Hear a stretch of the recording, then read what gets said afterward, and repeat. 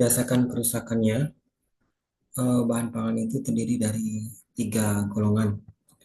Nah, dapat diklasifikasikan menjadi tiga golongan, yaitu pertama makanan yang tidak mudah rusak atau disebut dengan non-perishable foods. Jadi contohnya yaitu seperti beras, kacang-kacangan. Bahan-bahan pangan tersebut biasanya mempunyai kadar air yang rendah ya, karena bahan-bahan pangan tersebut adalah bahan pangan kering yang mempunyai umur simpan yang relatif lama. Yang kedua yaitu makanan yang mudah, yang agak mudah rusak, disebut dengan semi perishable foods. Contohnya yaitu umbi-umbian. Nah, kenapa dibilang atau disebut dengan makanan yang agak mudah rusak? Karena makanan tersebut, umbi-umbian tersebut merupakan makanan yang jika disimpan mempunyai waktu yang lama tapi terbatas, ya, seperti umbi-umbian. Yang ketiga yaitu makanan yang sangat mudah rusak atau perishable foods. Nah, contohnya seperti apa? Contohnya seperti daging, ikan, susu, buah yang matang, dan sayuran mentah. Nah, kenapa disebut dengan makanan yang sangat mudah rusak atau perishable foods? Karena jika makanan tersebut disimpan dalam di dalam suatu suhu ruang, maka makanan tersebut mudah sekali rusak. Artinya contohnya daging. Daging bisa kita biarkan, misalnya daging segar ya. Daging segar kita biarkan di atas meja di dalam ruang suhu ruang, maka akan mudah sekali rusak. Contoh yang lain yaitu ikan. Ikan segar itu mudah sekali rusak. Jika kita taruh gitu ya, taruh di atas meja di dalam suhu ruang, misalnya suhu dapur misalnya, eh, dia akan mengalami proses kerusakan, mudah sekali rusak seperti itu ya. Jadi contoh makanan yang sifatnya perishable foods atau mudah rusak, contohnya itu daging, ikan, susu, sayuran mentah atau sayuran segar maupun buah yang matang. Oke, bagaimana dengan hubungannya dengan kadar air? Jadi biasanya makanan yang mudah sekali rusak itu memiliki kadar air yang tinggi. Sementara makanan yang mempunyai umur simpan yang lama biasanya mempunyai kadar air yang rendah. Oke. Berikut adalah tabel umur simpan beberapa bahan pangan segar maupun bahan pangan eh, yang sudah dikeringkan. Jadi kita bisa lihat di tabel 1, daging segar itu mempunyai umur simpan di dalam suhu ruang atau 21 derajat Celcius, eh, mempunyai umur simpan 1 sampai 2 hari. Jadi biasanya hari pertama dan diikuti dengan hari yang kedua itu sudah menunjukkan beberapa karakteristik mutu bahan pangannya sudah rendah atau menurun. Begitu juga dengan ikan segar dan unggas. Unggas itu seperti daging ayam, daging bebek, dan sebagainya. Lalu bagaimana dengan daging maupun ikan kering yang sudah dikeringkan ataupun diasap atau diasinkan? Nah, jika disimpan di dalam suhu ruang, dia mempunyai umur simpan yang agak lama. Contohnya umur simpannya sekitar 1 tahun ya atau lebih. Untuk buah-buahan segar bisa disimpan selama 1 atau 7 hari. Buah-buahan kering mempunyai umur simpan yang lama, hampir 1 tahun ya, 360 hari.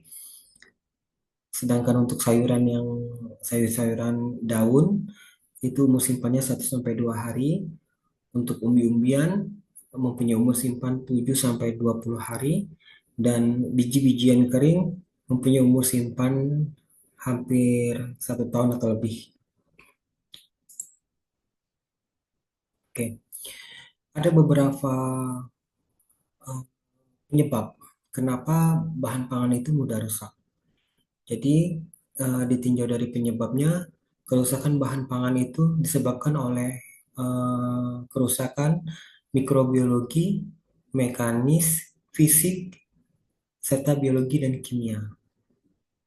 Kita masuk yang kerusakan pertama yang disebabkan oleh kerusakan pertama yaitu mikrobiologi.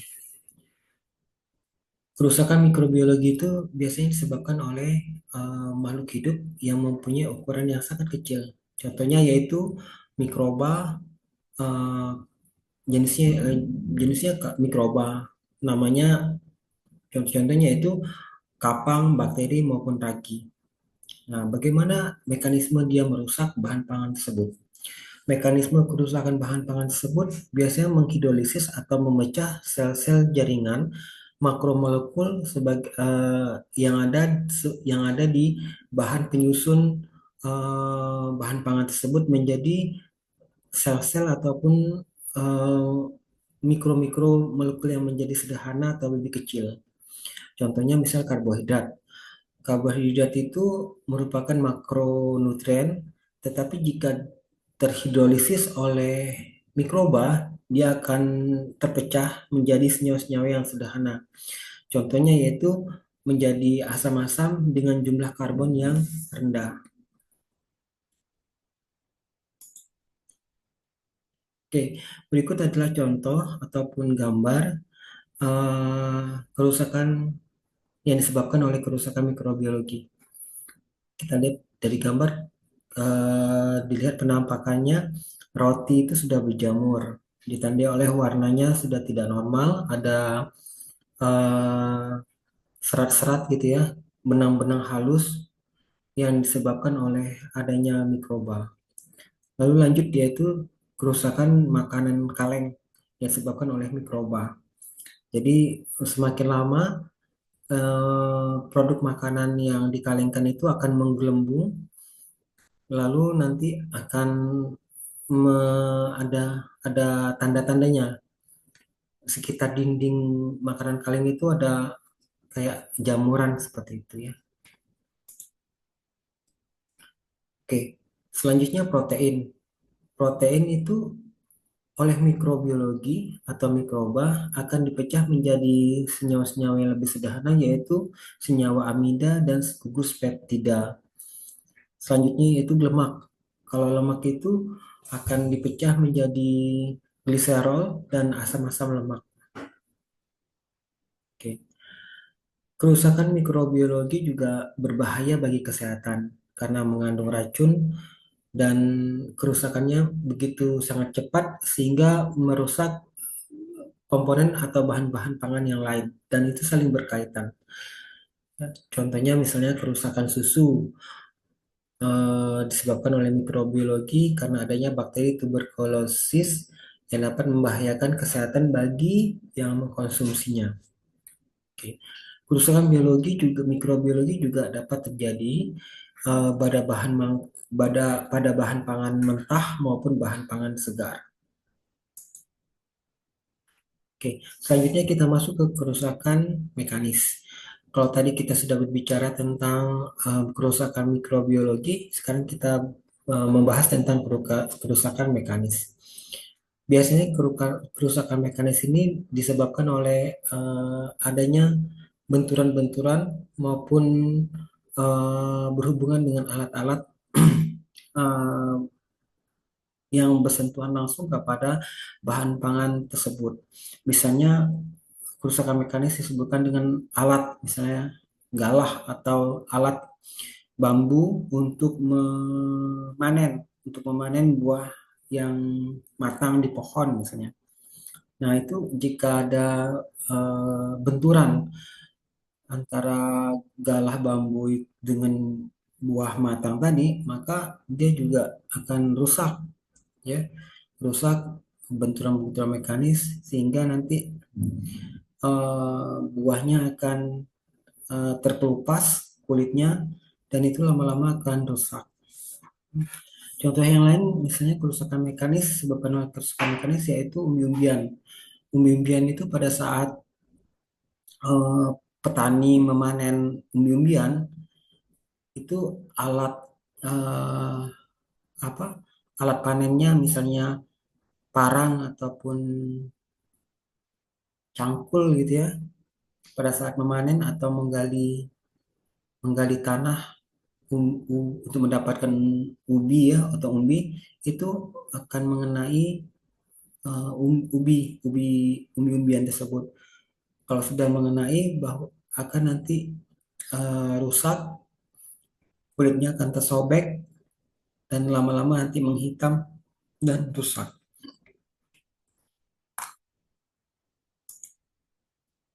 Oke, ini adalah contoh kerusakan mekanis pada penyebab kerusakan mekanis pada bahan pangan segar.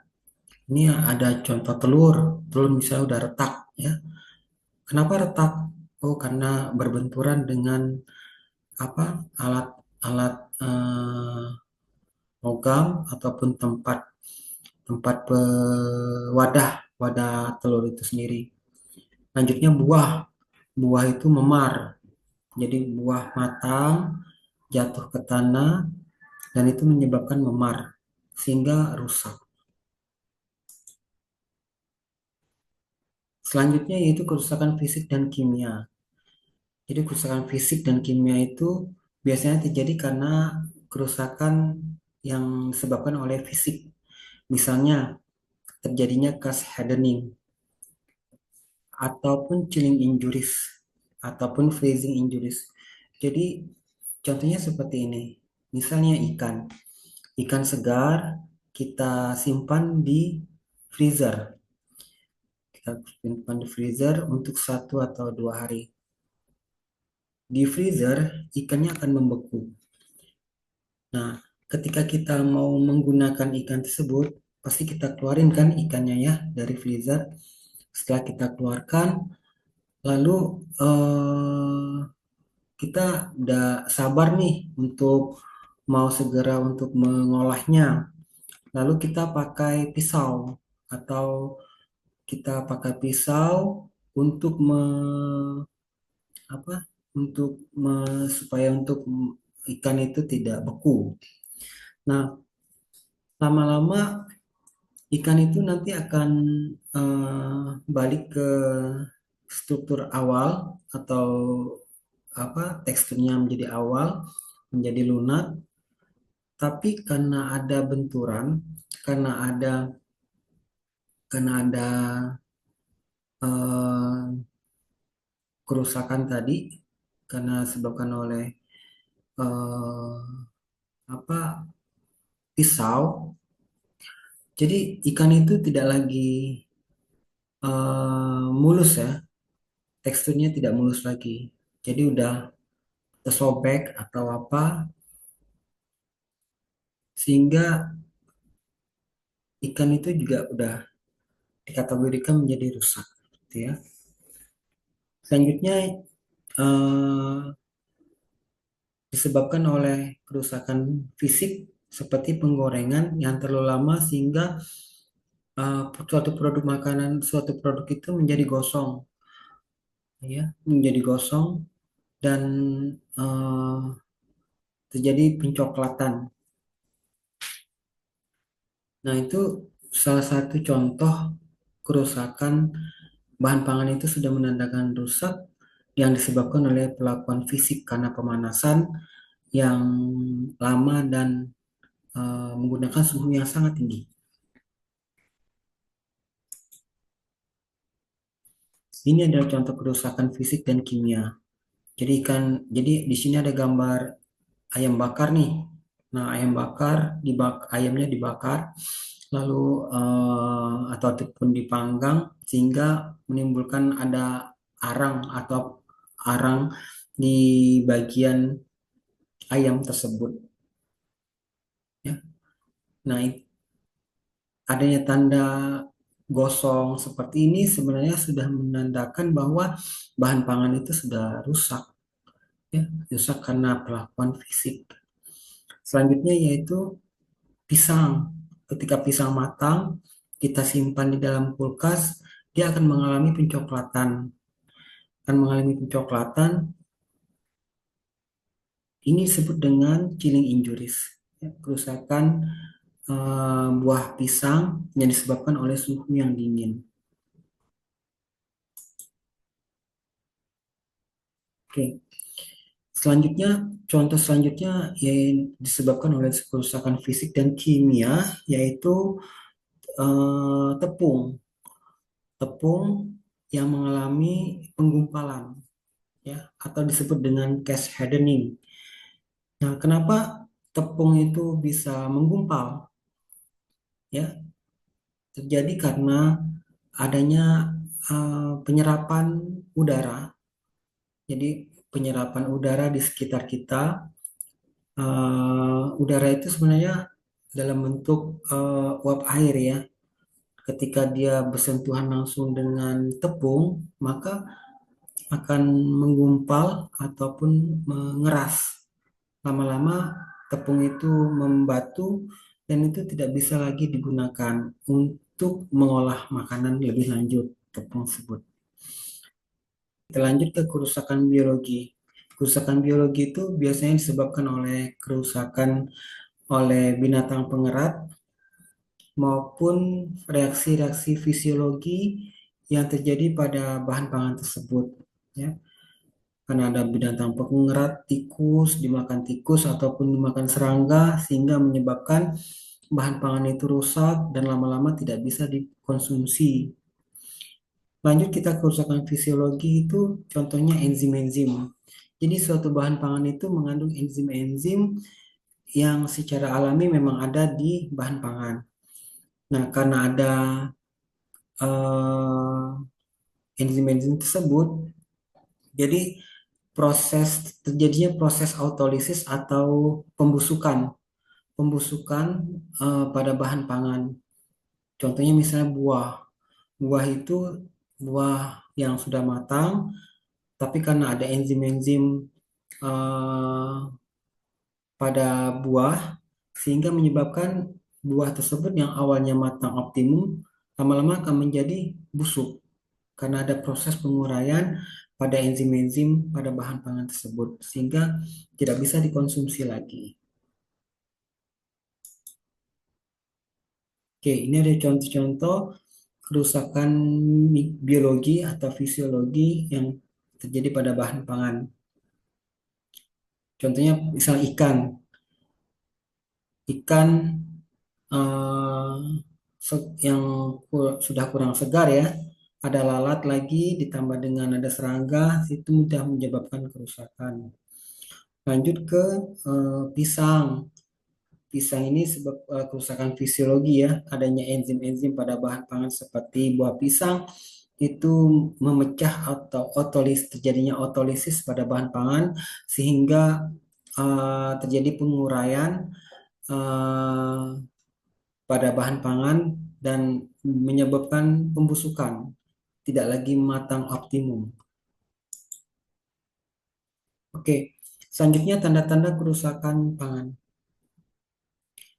Tanda-tanda kerusakan pangan itu biasanya dapat ditandai oleh menggunakan panca indera, misalnya dari bau, rasa, aroma, maupun tekstur, gitu ya.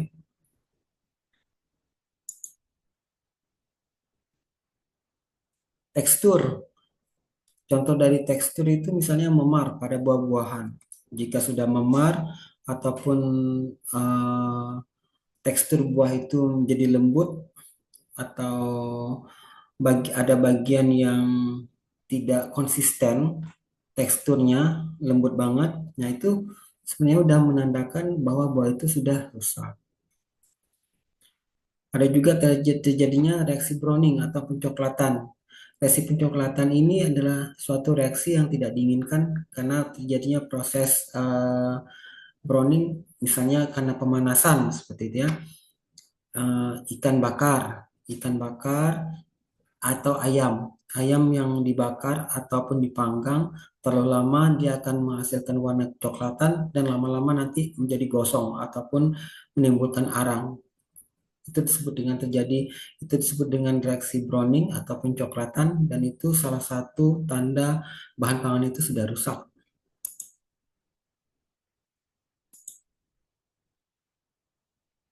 Oke, tanda-tanda fisik yang lainnya seperti adanya belubang atau bekas gigitan dari binatang pengerat, tekstur pada kulit telur jika sudah retak, nah itu merupakan tanda-tanda eh, telur itu sudah rusak. Bau, aroma busuk pada daging dan kadang-kadang sudah ditandai dengan adanya ulat dan warnanya juga menyimpang. Warnanya dari cerah, misalnya daging ya, daging itu warnanya cerah, tapi jika sudah rusak, dia akan dan menimbulkan bau yang tidak sedap. Nanti warna dagingnya juga bukan warna merah lagi, tapi udah merah pudar atau warna merah pucat. Contoh lain itu pada ikan.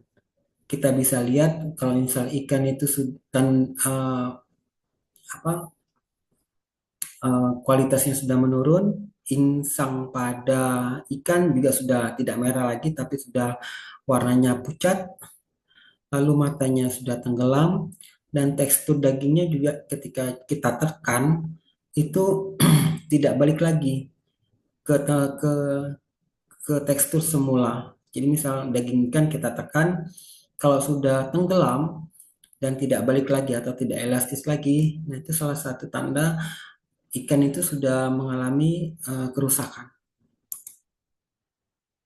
Oke, ini adalah faktor-faktor penyebab kerusakan pangan. Kalau di apa dipisahkan atau dispesifikan apa sih faktor-faktor penyebab kerusakan bahan pangan itu? Jadi sini kita lihat ada 12 faktor. Ya. Pertama dari bakteri kapang dan kamir atau mikrobiologi. Yang kedua disebabkan oleh kadar airnya baik tinggi maupun rendah itu akan mempengaruhi kerusakan bahan pangan. Yang ketiga suhu, ya suhu rendah maupun suhu tinggi itu bisa menjadi faktor kerusakan suatu bahan pangan. Lanjut ke konsentrasi ion hidrogen atau pH. Jadi setiap mikroba itu mempunyai suhu dan pH tertentu. Ya. Biasanya kalau pH yang rendah menimbulkan bau asam dan rasanya juga asam. Tetapi jika pH netral, dia tidak menimbulkan bau asam ya, netral. Jadi konsentrasi ion hidrogen atau pH itu bisa menjadi salah satu faktor kerusakan bahan pangan. Oksigen, ya. Oksigen ini juga mempengaruhi. Jadi di sekitar kita itu penuh dengan eh, senyawa ataupun gas-gas oksigen. Ya. Jadi ada empat berdasarkan proses respirasinya mikrobiologi itu yang hubungannya dengan oksigen ya faktor penyebab oksigen itu ada empat golongan yaitu aerobik, anaerobik, fakultatif dan mikro aerofilik. Ya, kalau aerobik itu bahan-bahan pangan yang memerlukan oksigen. Kalau anaerobik tidak memerlukan oksigen, tetapi dia dapat tumbuh dengan baik tanpa memerlukan oksigen. Jadi ada bahan-bahan pangan yang dia ketutup nih kedap udara, tidak membutuhkan oksigen, tapi dia dapat tumbuh dengan baik. Ya. Seperti proses fermentasi misalnya, yang tidak membutuhkan oksigen karena kedap udara itu ada, itu malah bagus. Ya.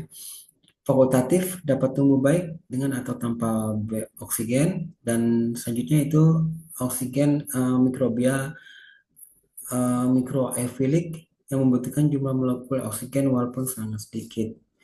Jadi bahan pangan itu membutuhkan oksigen untuk respirasinya, untuk perkembangannya.